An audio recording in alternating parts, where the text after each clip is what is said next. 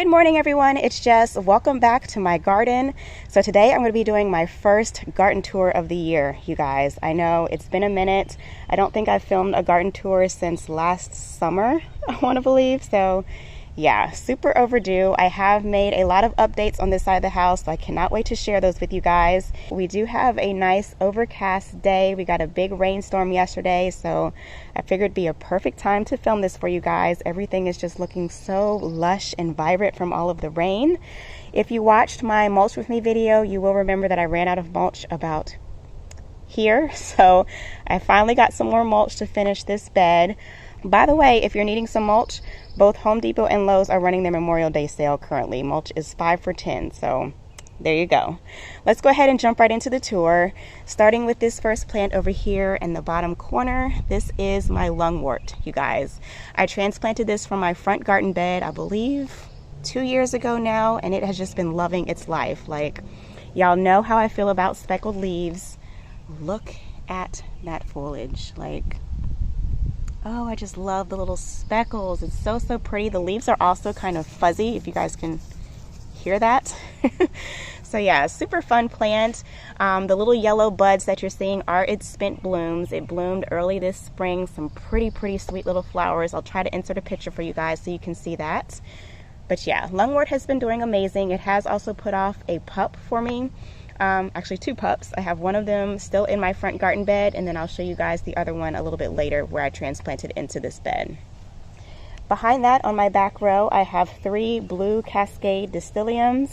These are 3 shrubs that I picked up on clearance 2 years ago, and they were super bare, you guys. If you remember when I planted these barely had any leaves on them. So they have flushed out, and I'm loving how full they're looking, y'all. I gave them a hard prune job this spring, and all of this is new growth. So just cannot wait to see these beef up. I will continue to prune these probably for the next 2 seasons, just so that they can fill out and be nice and full. Down in front of those, I have 2 Francie Hostas. They are doing great. They are showing a little bit of damage due to a bad hailstorm that we received from a mini tornado here a couple weeks ago, but they're still doing amazing, y'all. Hostas are super tough plants, and I don't think they'll have any issues throughout the rest of the season. And then over here is the little baby Lungwort pup that I was telling you guys about. So I just transplanted this, I think maybe 4 days ago. I'm hoping that it'll do well. It is a little bit yellow just because it shocked when I planted it. It was 90 degrees when I planted it. So we do have rain in the forecast for the next few days. I'm hoping it'll get nice and full like its mom over there. Beside that, I have an anemone. This one is, oh, I can't remember the name off the top of my head. I'll have to insert that for you guys. This one blooms pretty pink flowers, and I haven't had any issues so far. I know anemone can be invasive in some areas. I actually have 3 of these planted throughout my entire property, and I haven't had any issues with any of them. So hoping it'll continue to do well. Cannot wait to see the blooms. And then above that, on my hose box here, I just have another Hosta. This one has been in this pot for 2 years, doing great, and hopefully this year I can get it transplanted into the landscape. And then down here on my front corner, if you guys will remember, I did plant 3 Japanese forest grass. These are called All Gold Hyconocloa, and unfortunately I did lose one of them, y'all. I lost the one that was planted here.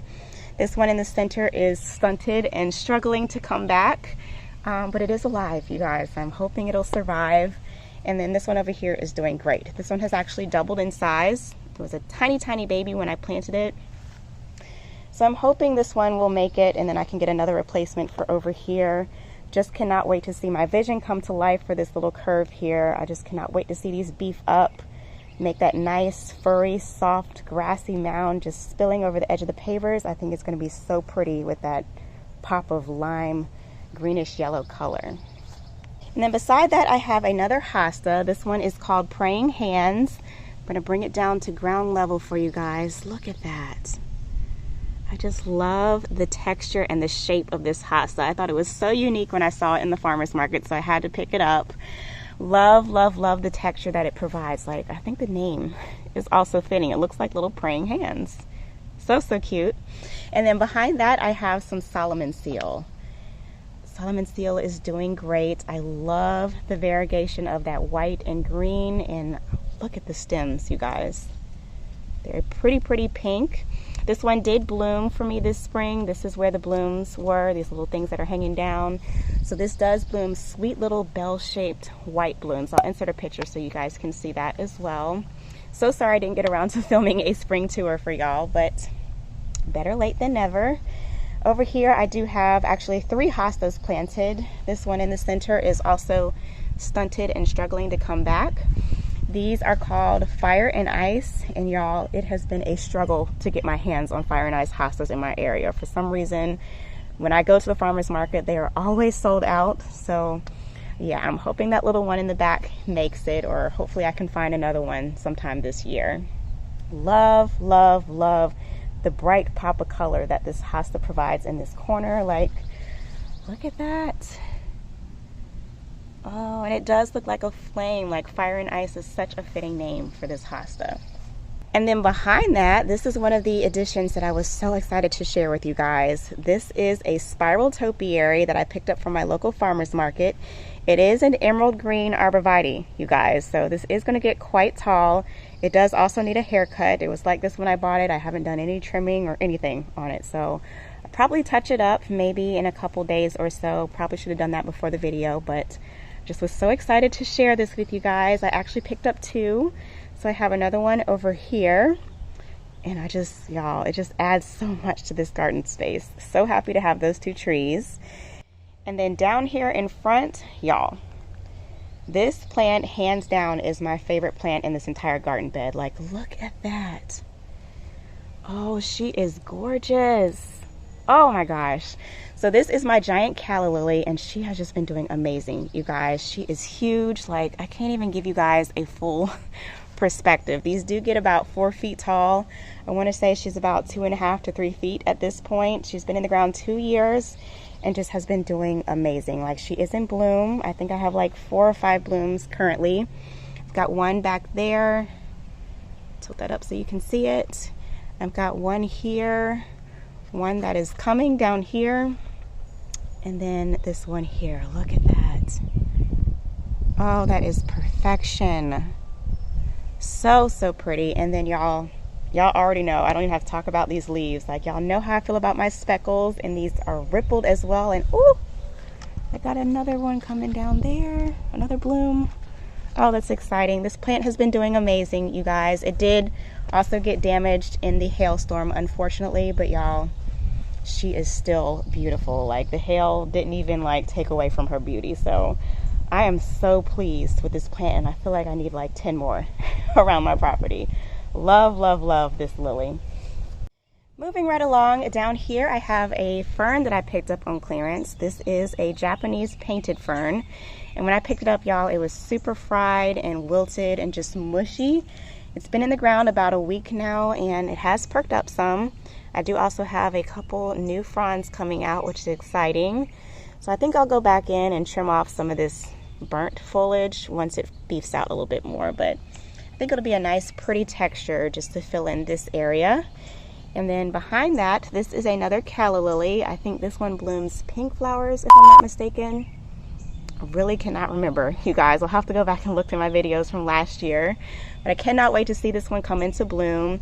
And it looks like I'm getting some babies off of it as well. That's exciting. Back here on the back row, let me peek around. I have 1, 2, 3, 4, 5 hydrangeas. I picked up these hydrangeas on clearance, and they had a really bad case of powdery mildew the first year that I got them. So they have recovered. These die back to the ground and flush out with new growth, and the blooms on these are massive, you guys. They're big white blooms. Cannot wait to see them come into bloom. Also cannot wait to see these beef up as well. I want these to grow about this tall so that I'll just have a nice green wall of hydrangeas. Y'all know I had to do a hydrangea hedge, and then I do also plan on planting or installing a window box and planting that up as well. So lots of plans and dreams for this space, but I think the spirals add a lot. Yes, I did get a second one as well. Down here in front I have another hosta. This one is called Brother Stefan. This one gets massive, you guys. It will fill in this entire circle space. This one was also damaged in the hailstorm, but it is starting to put out some of its blooms. So I'm excited to see that. I love the waffly texture of these leaves. It's kind of like a crocodile feel. Love, love, love that. Beside that, I have another calla lily. It's the exact same one that I have planted there. And then another giant calla lily, just like the other one. So a lot of repeat plantings in this bed. But yeah, so in love with this plant, you guys. And this one has given me so many blooms. It's just amazing. Like, I would be happy if I just had a whole bed just full of these calla lilies.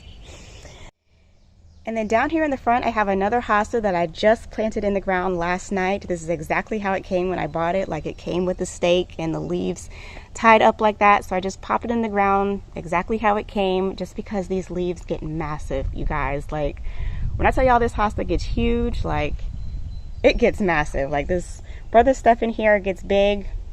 This is a monster. Like, it will fill up this entire space. Like, where my finger is, all this mulch area, you won't even be able to see that once this fills in and matures. It is such a big hosta. This one is called Blue Umbrella. As you guys can see, the leaves are massive. I love the big rotund shape of the leaves. They also do have that waffly texture and then that nice blue jade tint to them. So cannot wait to see that fill in. I will probably leave it tied up like this for the next couple of weeks, just until it really roots in, and then I'll let those leaves relax. But yeah, y'all, so excited to see that one fill in and mature. And then behind that, you obviously see that I have another spiral that I planted. Love what these spirals are adding to my bed. Ooh, that one definitely needs a bad trim job, so I'll have to cut these right after the video.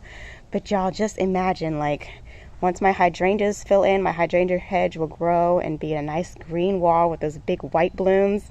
And then my window box, oh, I just cannot wait to see my vision come to life, you guys. I'm so excited about how this bed is taking shape. I did mention this is another Brother Stefan hosta. It gets massive. This one will fill in this space as well. And then this right here is the rhododendron that I transplanted from my front garden bed. As you guys can see, it is doing much better. The leaves have started to perk up and fan out into that nice fan shape. They're no longer like drooped down anymore. So I think this was a good move. This actually has been moved. So when I first transplanted it, it was planted here. Had to move it over to make room for the spirals. So this is actually its third time being replanted. It has taken a little bit of shock, but I think it'll do fine, and it'll be a lot happier in this space. It has a lot more room to grow. This pot back here will be moving. This is holding my Pinky Winky hydrangea on standard. This one is a Panicle Hydrangeas, so it blooms those nice cone-shaped flowers that fade from pink to white, so it has that nice creamsicle effect. And then it does also have those nice pretty pink stems as well. So cannot wait to see this one come into bloom. I will be moving this eventually to my backyard, like the entire tree and pot will be relocated, but I think for now it's filling up this little corner space nicely. And then lastly down here, I have my little japonica struggling here. This one is called Spider's Web.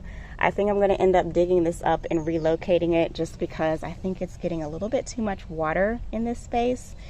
But it's come back, you guys, and it's still alive, so I'm happy. All right, and then lastly, this is what I really could not wait to share with you guys. I finally finished my entryway planting, and y'all, I'm obsessed. Like, I love the way this turned out. This is exactly what I envisioned in my head.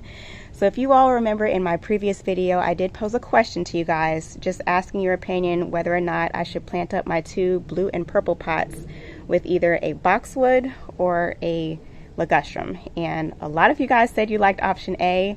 A lot of you also said option B. So it was almost a tie. I was still torn at the end of the day because I feel like both options were beautiful and very versatile. I just wasn't happy with my pot size. So I believe the blue and purple pot stopped like right here-ish.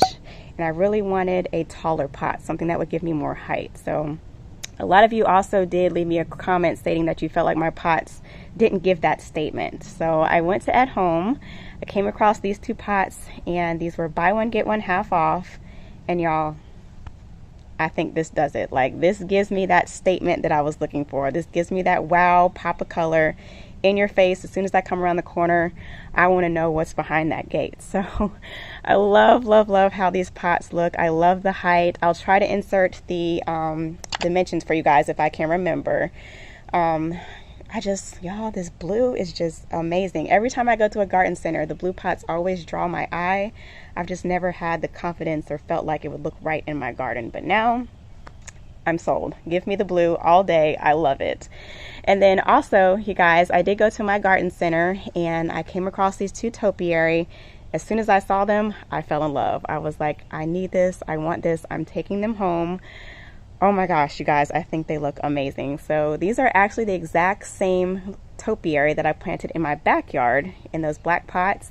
These are Privet Topiary. And just to answer a question that I got a lot on my last video, these are non-invasive privet. Chinese privet is the type of privet that is invasive. These are non-invasive. They do bloom flowers. So this one on my right is still in bloom. Give you guys a close-up. These do bloom little sweet white flowers in the springtime, and then they'll drop them in the summer. As you can see, some of them have already fallen off from all the rain that we've gotten, and you'll just be left with this gorgeous, glossy, waxy foliage. So this is where it actually gets its name. It's also called a wax leaf privet. So as I stated in my previous video, these do get about 12 feet tall and 6 feet wide, so I will continue to keep these pruned and trimmed to about this size. These are a little bit more mature than the ones I have in the backyard, but I want to keep them in a nice tight ball shape. Like, I don't really care for this triangle heart thing that's happening. So I'll definitely be trimming these right after this video. I have also planted up the base with some annuals. Give you guys a close-up of these.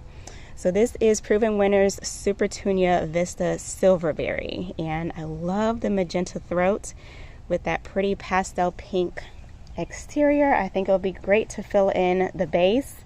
So I do need to go pick up 2 more to pot up that one. But yeah, y'all, I am so happy with how these look. I am also considering making a small little bed around this pot to kind of mirror what I have going on over here. I don't want to use like these huge big pavers I have. I want to get something smaller. I have already gone ahead and mulched this one up just to give it the same height as that one. But I think it'll be nice if I just make a small little semicircle with some smaller favors to make it a little bit easier just to keep my grass clipped around the pot there. So you guys let me know what you think down in the comments. I hope you guys enjoyed this video. I hope you all are as excited about this entryway as I am. Like, oh, I just cannot wait to see my lights and get my pathway. Like, it's gonna be so, so pretty. So yeah, y'all, that's pretty much it for this video. I hope you guys enjoyed watching the tour. I hope you learned maybe some new plants to you as well and found some inspiration. If you did, be sure to give this video a big thumbs up. Leave me a comment down below. What was your favorite plant or aspect of the tour? As always, thank you guys so, so much for watching. I will catch you in the next video. Peace.